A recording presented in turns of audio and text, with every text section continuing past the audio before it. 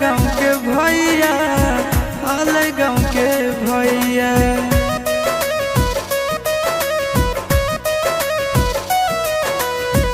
कोई नहीं जानता न बने निर्दया, पूछो तो कह दी है हाल गाँव के भैया, हाल गाँव के भैया।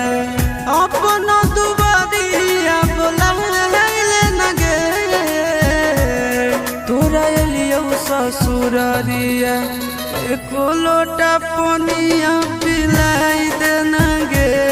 तोरा एलियो ससुरारिया, एको लोटा पनिया